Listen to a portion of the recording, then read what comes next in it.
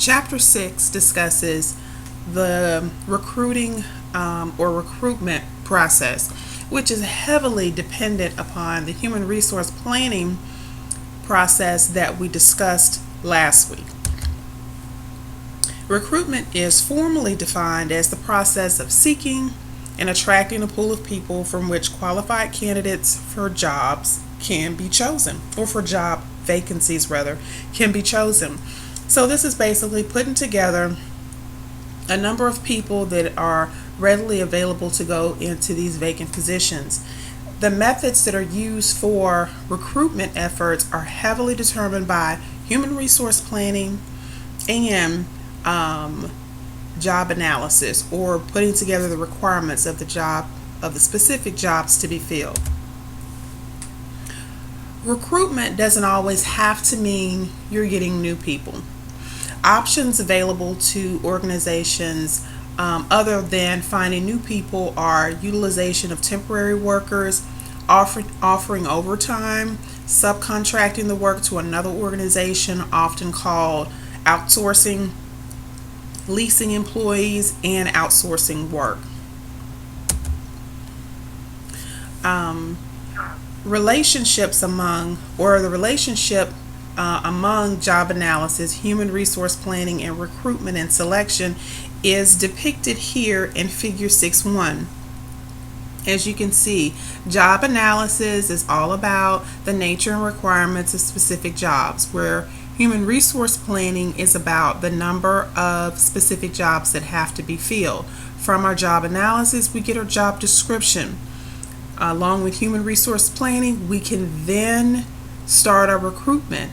Sources, these are the things that are going to be answered from our recruitment planning. How qualified are qualified candidates to be recruited? Who's going to do the recruitment, and what are going to be the inducements? Our recruitment is going to give us a pool of qualified applicants from which we can then start the selection process, which we'll talk about next week. Organizations typically use a personnel requisition form to make a request, to have someone be placed in a job. Typically, what that form gives you is the information, or what it provides you is the information that you see here on the screen. The sources of qualified personnel can either be internal, those are individuals that are already with your company, and external, and these will be brand new people to the organization. To go a little more in depth, when we look at sources of, or internal sources of qualified personnel, we know that that's someone who's already employed by the organization. There are some advantages to using internal sources. The organization already has a good idea of your strengths and weaknesses.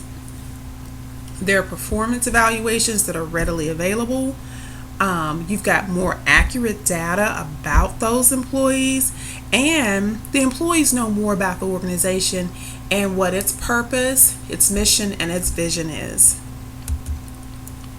Also, recruitment from within can have a significant positive effect on employee motivation and morale. When people see that you can move up, there is opportunity, and one of your own was chosen, that can be extremely positive.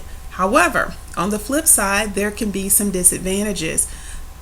Sometimes intense infighting for promotions can actually have a negative effect on morale and performance of those employees who were not chosen.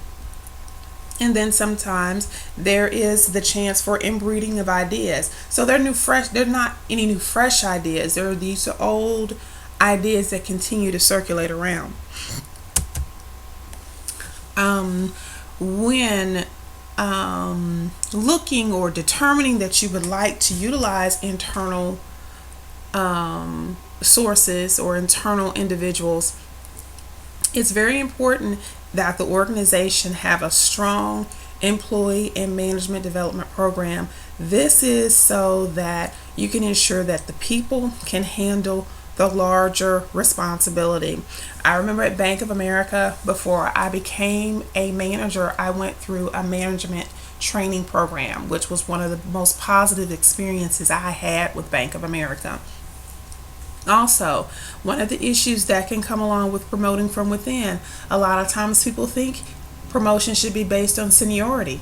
However, many organizations now want to look at what your prior performance has been and what your potential is for a new job, for the new job that you're being considered for. Ways to make known that positions are available internally include job posting and job bidding. This informs employees of job vacancies by posting a notice in a central location and giving a specific period for which you can apply for the job. Job bidders, of course, are going to be required to list all their qualifications and reasons that they want to move or receive advancement. And then unsuccessful bidders are going to should be notified by HR why that they first that they did not receive an opportunity to have the position or even go through the selection process. They should get that information, and a lot of times I said that should happen because I know there are cases where that does not. In order to make known positions to external individuals, typically you will see advertisements, whether it's in the newspaper, in the help wanted ads, in trade and professional publications, and even sometimes on radio and television. Also, there can be the use of employment agencies where a headhunter is used. Typically, this is used to seek candidates for high-level or executive positions. Temporary help agencies and employee leasing companies can also be used, as well as employee referrals and walk-ins, campus recruiting, and internet recruiting. Internet recruiting has really become something that is utilized quite a bit. Excuse me. And there are advantages and disadvantages to using internet recruitment. Here, Table 6.1 lists excuse me, both the advantages and disadvantages. I won't go through all of them. I want you to read through your textbook to really kind of look at those a little bit more.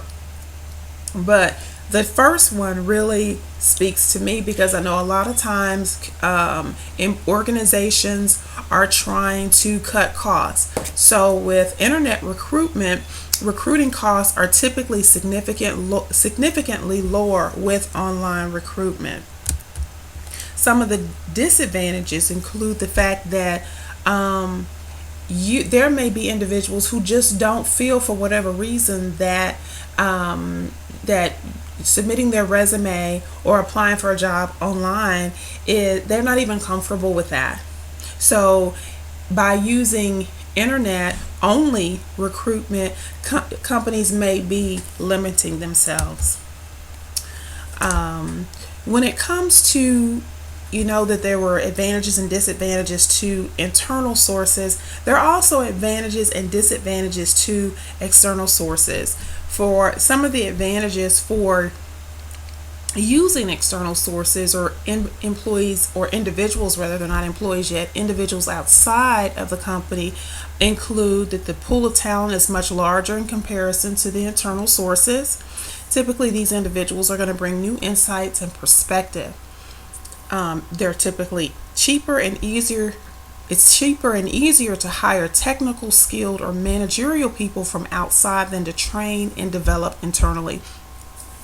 And when I first read that, I was like, are we sure? Well, typically, if those individuals are already working with their company, they may already be at a particular pay scale. These other individuals that are coming in, they're coming in and not having to be trained in these specific areas where they are being hired. So in that sense, I do see how it could be more cost effective or less costly to go that route. However, some of the disadvantages include attracting, contacting, and evaluating potential employees can sometimes be more difficult.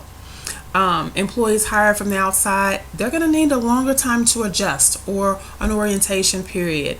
Then again, recruiting from the outside may cause morale problems among current employees. Realistic job preview. This is a method of external recruitment where you give the individual complete job information, and so that's going to include both the positive and negative. This way, the job candidate is empowered rather to self-select out of jobs that don't necessarily meet their expectations. If individuals are offered and accept a job, then knowing that they have a more realistic view can cause them to be more committed to it. You already know what to expect. You know what you're walking into is pretty much what's being said here when you go through this type of method, instead of just hearing only the nice things about the company. Figure 6.2 gives you typical consequences of job preview and procedures. If I just look at the first one, and I know it's kind of hard to see here, be sure to go to page 123 so that you can view it better. But basically, with a traditional approach, you set the initial job expectation too high. With the realistic procedure coming from job preview procedures, you set job expectations realistically. The recruitment procedures for most large and middle organizations include having an employment office within the human resources department, which consists of recruiters, interviewers, and clerical personnel. For smaller companies, typically your office manager and line managers are going to handle those recruitment functions. And of course, you want to get the right people in the right jobs. And a lot of times this is going to include inducements, which are positive features and benefits offered by an organization to attract job applicants. The most important three typically are your compensation, your career opportunities, particularly for growth, and the reputation of the organization. It's going to be important to follow rules and laws of equal employment, equal employment when it comes to not just someone having a job, but even in recruiting them for those jobs. Actually interviewing is made more complex by equal employment opportunity legislation and court decisions. Equal opportunity legislation has significantly influenced recruitment activities. All recruitment procedures for each job category have to be analyzed and reviewed to identify and eliminate discriminatory barriers. For example, the EEOC encourages organizations to avoid recruiting by primarily just using referrals and walk-ins, because typically what happens is you're going to attract what you already have there. So you're mainly hiring males. That's typically what's going to be referred to you and typically what walks in your door. What they suggest is that your help wanted ads not indicate anything about race, sex, or age preference, unless age or sex is a bona fide occupational qualification. And I know that just gets kind of fuzzy right there. But organizations are also encouraged to make sure that they advertise in media that target minorities and women, and campus recruiting visits are encouraged to be scheduled at colleges that have a large presence of minority and female enrollment. Other suggestions include developing and maintaining contacts with minority, female, and other organizations, and using non-traditional recruitment sources. Okay, be sure to get your homework done, your Learn Smart, and your quiz. It is due 11:59 by Friday. I hope you all, by the time you watch this, enjoyed the convocation, and I'll see you next week. Bye-bye.